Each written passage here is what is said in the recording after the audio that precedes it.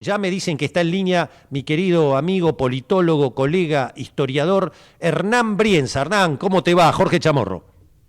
¿Qué tal, Jorge? ¿Cómo te va? Qué Un gusto gusto escucharte. escucharte. Lo mismo, ¿eh? Recién corté con otro gran amigo común, creo, Félix Cruz, que él Ah, sí, sí, sí. hacía un panorama de todo lo que está pasando con estos movimientos extraños respecto de la reivindicación de genocida. Ahora me mandan esto de las bibliotecas populares. Y te hago la misma pregunta que le hice a Félix, pero él habló específicamente del tema de derechos humanos. Yo te pregunto a nivel político, con esa mirada para mí tan particular, tan original que tenés, que nos haces pensar, ¿cómo llegamos a esto, Hernán? Bueno, esa pregunta es una pregunta muy difícil. De verdad que es muy difícil porque es muy compleja, porque además no hay una sola razón, no hay una sola forma de explicarlo. Eh, También las responsabilidades son múltiples y también las responsabilidades son de quienes eligieron este modelo de país y este modelo político, ¿no?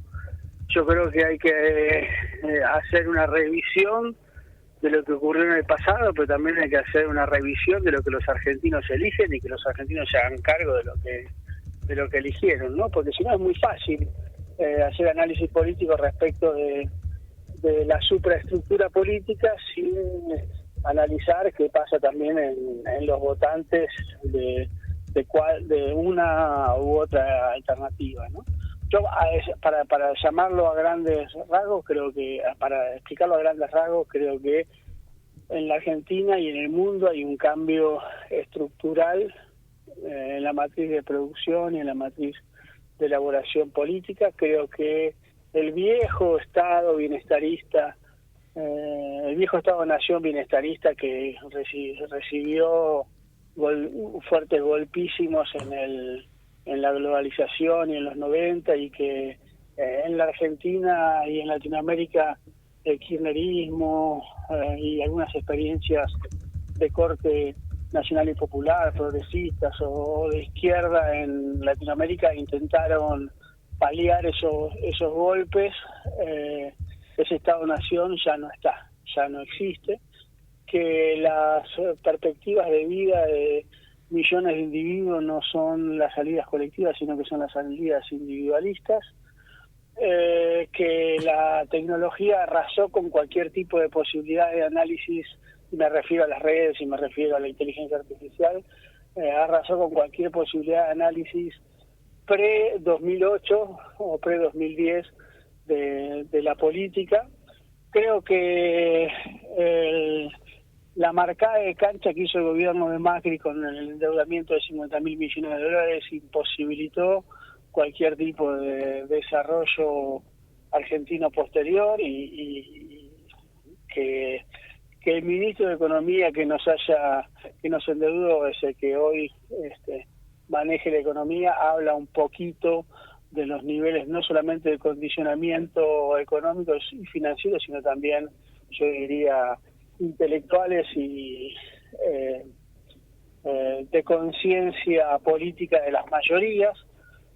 Y también creo que el gobierno de Alberto Fernández y el regreso del kirchnerismo en el 2019 desilusionó a muchos que vieron que el macrismo no había funcionado, que lejos de cambiar lo malo del kirchnerismo y dejar lo bueno, lo que hizo fue cambiar lo bueno y aumentar lo malo.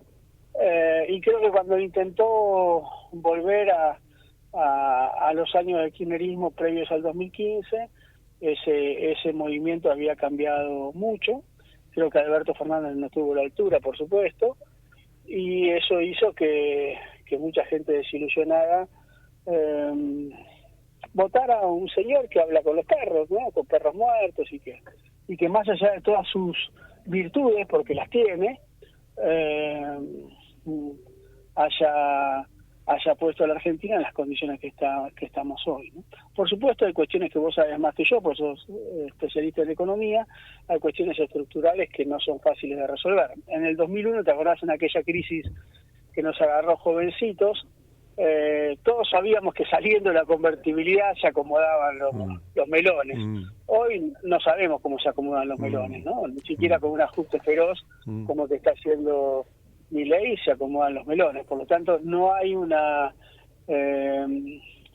voz legítima o una idea homogénea de cómo salir de cómo estamos. Y creo que eso complica mucho a la oposición, complica mucho al oficialismo y también complica a los sectores dominantes, ¿no? Rocas diciendo que por ahí nos equivocamos en haber elegido a este director de campaña económica, ¿no? Digamos. Pero también tiene que hacerse cargo esos muchachos, ¿no? Porque esos muchachos, yo recuerdo a Ratazzi el jueves anterior a las elecciones diciendo que había que votar por la libertad, ¿no? Digo, háganse cargo, ¿no? Tienen que hacerse cargo. La clase dominante que votó en forma bruta la clase dominante, ¿no? Digo, los sectores empresariales que optaron por una opción desquiciada como Milei y no una opción con todos los defectos e imperfecciones que pueda tener, racional como la de Massa, ya no estoy hablando ni siquiera del kirchnerismo, sino de Massa, tiene que hacerse cargo de lo que eligieron, ¿no? Claro, qué o interesante. le van a echar la culpa a los problemas maritales de Alberto Fernández con su exmujer. Claro. Digo, van a tener que hacer ese tipo de operaciones permanentes muy berretas para tratar de tapar el desastre económico en el cual estamos metidos. Perdóname que no sea políticamente correcto. No, justamente es lo que me gusta de vos, que siempre me has hecho pensar. Ahora, a mí me pasa, no quiero ser autorreferencial, solamente la experiencia personal. De amigos de la vida tengo dos, uno X, que siempre fue gorila, o sea, mi amigo del alma, que lo adoro, siempre fue así, fue antiperonista. Entonces, más o menos ese puede estar dentro del 35 histórico que te va a votar cualquier cosa en contra del peronismo. Pero tengo el otro, que en los 90 toda la familia se quedó casi fundida, eran autopartistas, y con el menemismo y la apertura indiscriminada y todo lo que pasó, llave en mano de las privatizadas, todo esto lo hicieron pomada, y el tipo aprendió. Hoy votó a Milei, y cuando hablo con él, le digo, pero papá, y me dice, necesito tener esperanza, todo lo anterior me defraudó, no los quiero ver nunca más. ¿Cómo le entras a ese? No, bueno, primero quizás no habría que entrarle.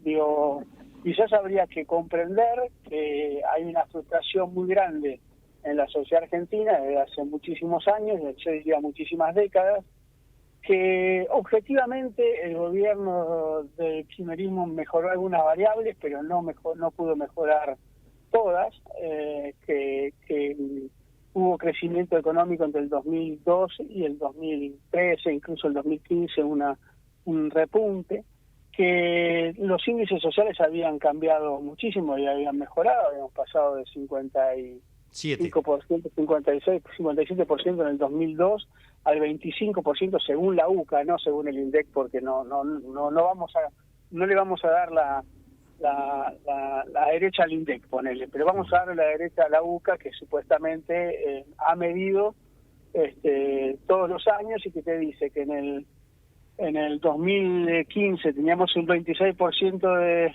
de pobreza y que 4 años después, antes de asumir Alberto Fernández, ya teníamos un 39%. O sea, aumentó 13% la pobreza en 4 años y esa tendencia no pudo ser revertida por Alberto Fernández, que aun cuando mejoró algunas condiciones laborales, no pudo. Lo peor fue que con trabajo estabas debajo de la línea de pobreza, ¿no? Pero lo que sí hay que recordar es que la pobreza bajó entre el 57% y el 25% en esos 12 años. Porque a veces dicen 20 años, y 20 años no son 20 años, son 8 años. Claro. Por supuesto, vos me vas a decir, el kirchnerismo cometió muchos errores, y yo te voy a decir que algunos sí, algunos que otros no. Pero digo esto porque hay una sensación también, y esas sensaciones de frustración también de alguna manera son inoculadas por sectores que viven de la desesperanza de las mayorías y que al mismo tiempo a veces se producen hechos de corrupción o errores políticos que hacen que se justifique para el hombre y la mujer común ciertas desesperanzas sobre algunos proyectos políticos. Perdóname si soy muy largo, pero esa gente votó al macrismo Claro. Votó al macrismo esperando un cambio para mejor y se encontró con un cambio para peor. Claro. Y rápidamente dijo, bueno, me equivoqué, listo, voy a votar otra cosa, voy a volver a votar a los que estaban antes. Y los que estaban antes, con ese 48-49%, que es un porcentaje muy alto, no pudieron resolver los desaguisados que habían hecho el macrismo y aumentó algunos desaguisados. Entonces, esa persona llega al 2023 con pocas opciones si no tiene un alto nivel de concientización política o de conciencia nacional respecto de miradas colectivas, y que tiene por ahí una mirada, yo diría, un poco más pragmática, más táctica, un voto que dice, bueno, voy probando, yo no tengo ideología, voy probando a Fidel Castro, o a Videla, o a Milei o a Cristina, Tal ¿no? cual, sí, es así. Ese voto dice, bueno, que yo voy a probar con este. Claro. Pero yo creo que ese voy a probar con este resulta muy caro, porque no es cualquier Claro. es un pibe que sabía de teoría económica, pero que no sabía de manejo político y que no tenía acuerdos políticos y que no tenía volumen político para ser presidente de la nación. Digo, tomemos conciencia, quien maneja hoy la política argentina es una chica, la hermana, que podrá ser muy habilidosa, muy talentosa para algunas cosas, pero no tuvo expertise política como para estar donde está, ¿no? Digamos. Y creo que para hacer política un poquito hay que saber, un poquito. Sin duda. Lo que no significa que cualquier político Claro. que sepa pueda hacer las cosas bien, Claro. pero un poquito de política hay que saber para hacer política. Claro. Y decime, Hernán, hay algo que no tengo claro por todo lo que vengo hablando. Un montón de cosas. Pero vos sos un pensador y a veces me ayudás. Se necesita para conducir, para canalizar el revulsivo. Ayer hubo parte de eso, aunque estuvo ocultado por los medios hegemónicos, hubo mucha gente expresando todo este malestar, este descontento, este dolor que está sufriendo socioeconómico, pero para conducir eso hace falta primero el liderazgo y después viene la conducción de justamente de una crisis social, o primero surge de las bases y después salen los líderes. Porque la duda que me produce a mí, si hoy después entra una bala, después entran todas, ¿quién termina conduciendo? ¿José Luis Esper, Victoria Villarruel, Juan Graboy? Entonces, ¿primero el liderazgo o primero el despelote? Bueno, yo te diría que es dialéctico. Es decir, que van a la par discutiendo si es la crisis o el liderazgo. Y creo que los liderazgos surgen en función también del aumento de la crisis. Hoy creo que no hay liderazgos porque todavía hay una gran cantidad de argentinos que tienen cierta esperanza todavía respecto de Milei. Creo que eso se terminó el mes pasado, pero creo que todavía tiene cierta legitimidad. El problema es cuando la legitimidad del gobierno cae, cuando la crisis económica aumenta, la crisis social se hace inmanejable, y creo que ahí van asomando liderazgos que la sociedad va a tener que repensar, que discutir, que ver hacia dónde se dirigen, ¿no? Por supuesto, esos liderazgos tienen que surgir, en mi opinión personal, esto es una opinión personal, lo digo porque para mí tienen que contener parte de lo anterior, pero también tienen que tener una clara postura de futuro, ¿no? No puede mirar al pasado, no puede ser una mera cuestión reivindicativa, sino que tiene que tener generar un nuevo mito. Y una nueva propuesta, ¿no? Claro. Decirnos cómo se sale de esto, no solamente qué se hizo y cómo se salió en el 2002, sino cómo se sale de esto.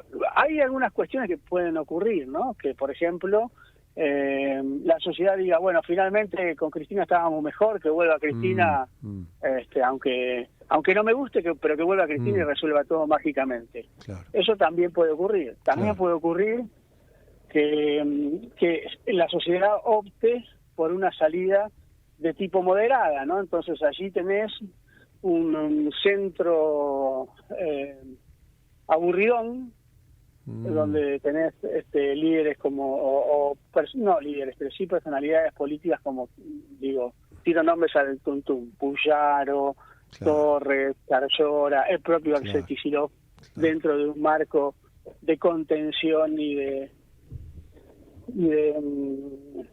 yo diría de acuerdos políticos macro, ¿no? Claro. Y también puede ser un liderazgo como el de Kicillof que recupere las experiencias anteriores y las relabore, las toque nuevas canciones, como dice él mismo, y se pueda pensar una forma diferente y al mismo tiempo en esta lógica dialéctica de la cual te hablaba, superadora, ¿no?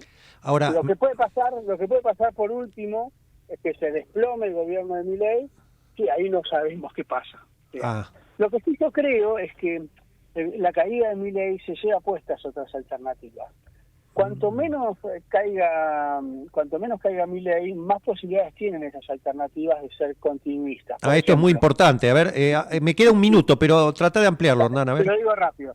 Si Milei cae estrepitosamente, se lleva puesto a Macri, a Villarroel, a Espert, a todo el mundo. Si Milei hace un surfeo de la crisis y no cae estrepitosamente, es posible que puedan encontrarse algún tipo de salidas similares o continuistas del propio Milei. Yo no lo creo.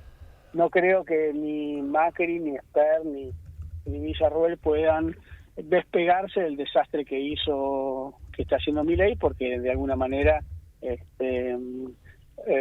son parte de eso. Y digo desastre porque todavía no se ve, pero de ahora en más van a venir los meses más duros. Bien, pero me queda 30 segundos, pero no quiero que quede trunco esto. Entonces, ¿qué sí? Que para la alternativa opositora del campo nacional y popular sí conviene una caída estrepitosa de Milei. No, a nadie le conviene una caída estrepitosa de Milei. Nadie quiere eso porque es mucho sufrimiento para la mayoría. Correcto. Pero si Milei no encuentra las respuestas, tarde o temprano las mayorías van a volver a mirar a una salida, como vos llamás, nacional y popular. Bien, el panorama está abierto. Como siempre. Hernán, un placer, te mando un cariño enorme. Un abrazo grande. Gracias, amigo. Hernán Brienza, historiador, politólogo, he leído varios libros de él, no se pierdan El Loco Dorrego, la historia de cómo, bueno, muy actual de alguna manera, él los extrapola, de cómo Lavalle lo manda a matar a Dorrego, las élites lo mandan a matar a ese gobernador progresista, y después Lavalle pide perdón y se arrepiente de tantas cosas, ¿no?, que pasaron en la historia argentina.